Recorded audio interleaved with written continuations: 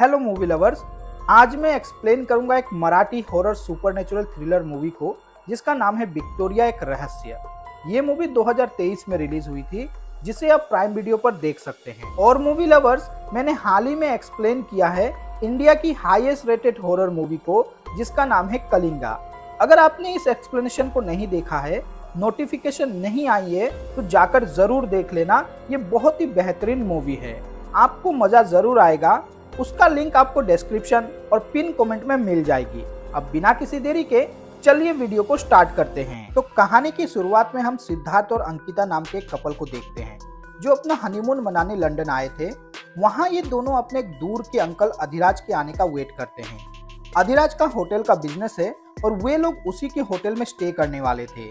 कुछ देर बाद अधिराज वहाँ पर आता है, पर दोनों एक दूसरे को पहचान नहीं पाते क्योंकि वो पहली बार एक दूसरे से मिल रहे थे। खैर, सिद्धार्थ जब कार में सामान रख रहा होता है तो वो कार में एक कुल्हाड़ी और एक फावड़े को देखता है। रास्ते में अधिराज अपनी कहानी सुनाने लगता है। वो कहता है कि यह होटल विक्टोरिया मेरे दादाजी ने 1947 में खरीदा था, लेकिन वो इसे ठीक से चला नहीं पाए, जिसके बाद मेरे पिताजी ने इसे संभाला। लेकिन वे भी इस होटल के बिजनेस को प्रॉफिटेबल नहीं बना पाए और डिप्रेशन के चलते उनकी मौत हो गई। फिर मैंने इस होटल को संभाला और मैं सक्सेसफुल रहा। इसमें सबसे बड़ा हाथ था मेरी पत्नी रेणुका का, पर कुछ सालों बाद उसकी एक कार एक्सीडेंट में मौत हो जाती है। बातें करते करते वो होटल तक पहुंच जाते हैं। ये होटल काफी पुराना और बहुत बड़ा था। अब सिद्धार्थ और अंकिता अपने कमरे की ओर जाने लगते हैं तो वहाँ एक कॉरिडोर को देखते हैं जहाँ बहुत अंधेरा था। अधिराज कहता है, इस जगह पर गेस्ट का जाना मना है और यहाँ मेरे कुछ पर्सनल सामान रखे हुए हैं, तुम लोग भी यहाँ पर मत जाना। इसके बाद वो दोनों अपने कमरे में चले जाते हैं और रात को खाना खाने के लिए डाइनिंग टेबल पर वो आ जाते हैं। उस समय अधिराज भी उनके साथ था और तभी सिद्धार्थ एक गेम खेलने का फैसला करता है जिसमें उन्हें सामने वाले के बारे में कुछ चीजें गेस करनी होगी और जो 3 चीजें गलत गेस करेगा उसे एक डेयर परफॉर्म करनी होगी। अब अंकिता अधिराज के बारे में कुछ चीजें गेस करती है, जैसे कि वो कहती है आप रेणुका जी के बारे में जो फील करते हो वैसा किसी के लिए फील नहीं किया। अधिराज इस पर एग्री करता है। फिर वो कहती है आपका और रेणुका का लव एट फर्स्ट साइट था। अधिराज कहता है नहीं। अंकिता फिर गेस करती है कि आप दोनों की शादी का दिन आपके लाइफ का सबसे बेस्ट दिन था। इस पर अधिराज मना करता है। अंकिता फिर गेस करती है जो हुआ सो हुआ, रेणुका अब जहाँ भी होगी, वो जिस जगह भी होगी, वो जगह अच्छी होगी। इस पर अधिराज वहां से बिना कुछ कहे ही चला जाता है। अब क्योंकि अंकिता ने 3 गलत गेस किए थे तो सिद्धार्थ उसे डेयर देता है कि उसे उस कॉरिडोर में जाना होगा जहां जाना मना था और वहां एक रूम में जाकर उसे एक सेल्फी सेंड करनी होगी। अंकिता ये डेयर एक्सेप्ट कर लेती है और वो वहां चली जाती है तो वहां उसे एक ऐसा कमरा नजर आता है जिसके अंदर से लाल रोशनी बाहर आ रही थी। उस कमरे के अंदर कोई बातें कर रहा था, लेकिन अंकिता ये नहीं देख पाती कि अंदर कौन है। लेकिन कमरे के अंदर का आदमी ये समझ जाता है कि बाहर कोई है। उस आदमी के कमरे के बाहर आने के पहले ही अंकिता दूसरे कमरे में चली जाती है जहाँ पर गलती से उसके हाथ लगने के कारण कुछ सामान नीचे गिर जाती है। उन सामानों में अंकिता को कुछ पेपर्स मिलते हैं जिसमें अर्जुन माथुर नाम के आदमी के कुछ पर्सनल डॉक्यूमेंट्स भी थे। वहां उसे उसकी फोटो के साथ उसके कपड़े भी मिलते हैं। सोचने वाली बात है कि जो इंसान यहाँ नहीं रहता उसकी चीजें यहाँ क्यों हैं। अब जब वो सेल्फी ले रही थी तो उसे वहां एक पेंटिंग नजर आती है जो कि अधिराज और रेणुका की थी, लेकिन पेंटिंग में अधिराज का चेहरा खराब कर दिया गया था।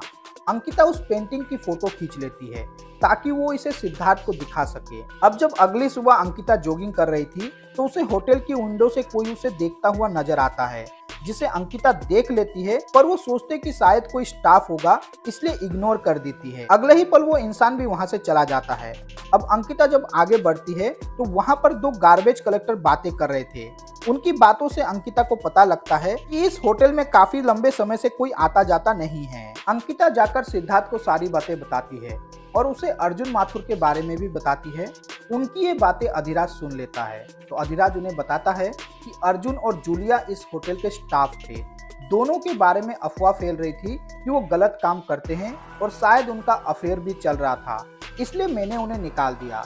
अब उस रात अंकिता को ऐसा लगता है कि उसके रूम के बाहर कोई खड़ा होकर उन्हें देख रहा है, इसलिए वो रूम के बाहर आ जाती है और इस बार भी वो उसी कमरे के पास पहुंच जाती है जिस रूम से लाल रोशनी बाहर आ रही थी।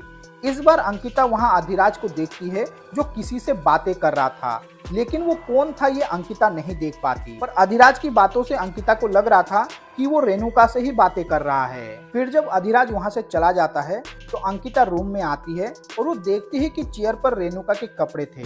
पर तभी अधिराज वहां आ जाता है और अंकिता पर चिल्लाने लगता है, कहता है कि कहा था ना यहाँ पर मत आना, यहाँ मैं रेणुका से बातें करता हूँ। वो ये सब कह ही रहा था कि तभी वो चेयर हिलती है और उस चेयर पर अंकिता रेणुका की आत्मा को देखती है, जो बहुत ही शॉकिंग बात थी।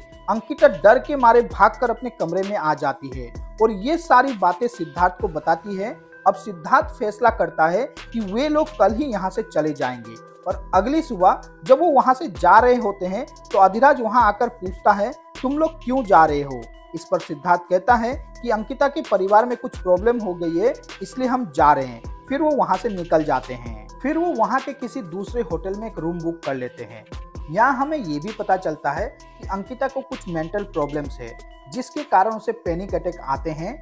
होटल बदलने पर भी उसे रेणुका की आत्मा हॉन्ट करती है। नए होटल में भी अंकिता की हाथ को रेणुका पकड़ लेती है और वो डर जाती है। और फिर जब वो एक रेस्टोरेंट पर जाते हैं तो यहाँ भी रेणुका की आत्मा अंकिता को टेबल के नीचे दिखाई देती है। अब सिद्धार्थ उसे बाहर लेकर जाता है, पर वहाँ भी वो आत्मा आ जाती है। सिद्धार्थ उसे समझाता है कि अगर आत्मा है तो वो विक्टोरिया होटल में है, यहाँ पर नहीं है। ये कहते ही आत्मा वहां से चली जाती है। इसका मतलब शायद ये अंकिता का वहम था। जब वो शॉपिंग करके लौट रहे थे तो वहां अधिराज आ जाता है। वो पूछता है, तुम तो इंडिया जाने वाले थे, तो यहाँ क्या कर रहे हो? सिद्धार्थ उसे सारी बातें बताता है कि अंकिता को रेणुका की आत्मा नजर आती है। अधिराज कहता है, वहाँ कोई आत्मा नहीं है, मैं थोड़ा मेंटली डिस्टर्ब हूँ, मैं बस हर रात उसे इमेजिन करके उससे बातें करता हूँ। इसके बाद वो वहाँ से चला जाता है। फिर जब वो होटल में आते हैं तो उनके रूम में चोरी हुई होती है। उनके पासपोर्ट और अंकिता के मेडिकेशंस गायब थे और तभी फिर से अंकिता को रेणुका की आत्मा दिखाई देती है, जिसका पीछा करते हुए किचन में जाती है जहां सिद्धार्थ मौजूद था। वहां वो देखते हैं कि अधिराज उनका पीछा करते हुए होटल तक आ गया है। इस बार सिद्धार्थ उसे मारता है। उसे लगता है कि वो अंकिता को परेशान कर रहा है, अंकिता को डराना चाहता है रेणुका की आत्मा की बातें बताकर। लेकिन अधिराज सिर्फ यहाँ पर माफी मांगने आया था और वो सॉरी कहकर चला जाता है। लेकिन अंकिता को लगता है कि दाल में जरूर कुछ काला है, क्योंकि उसे रेणुका की आत्मा नजर आती है। होटल में अर्जुन माथुर की चीजें मिलना और अधिराज का उनका पीछा करना, ये सब कुछ उसे कुछ अजीब लगता है। और अंकिता का शक था कि उसके पासपोर्ट और मेडिकेशन भी शायद अधिराज ने ही चुराए थे। इसलिए वो अधिराज की सच्चाई जानने के लिए होटल के एक्स एम्प्लॉय जूलिया से जाकर मिलती है, जहां उसे पता चलता है कि वो स्ट्रिक्ट था और वो एक अच्छा आदमी है। होटल में रूमर्स था कि अर्जुन माथुर और रेणुका का अफेयर चल रहा है। ये सुनकर अंकिता शॉक्ड हो जाती है, क्योंकि अधिराज ने कहा था कि जूलिया और अर्जुन का अफेयर चल रहा था। जूलिया कहती है, मैं अर्जुन को पसंद नहीं करती, और रेणुका भी अर्जुन को सिर्फ अपना एक दोस्त मानती थी। दूसरी तरफ सिद्धार्थ अधिराज से मिलने जाता है। वो उससे अपने बिहेवियर के लिए माफी मांगने आता है। तभी सिद्धार्थ के पिता वीडियो कॉल करते हैं। सिद्धार्थ अपने पिता से अधिराज को इंट्रोड्यूस कराता है, पर उसके पिताजी बोलते हैं कि ये अधिराज नहीं है, ये तो कोई और ही है। ये सुनते ही अधिराज उसे किडनैप कर लेता है। उससे अंकिता को फोन करवा के होटल में वापस जाने को बोलता है।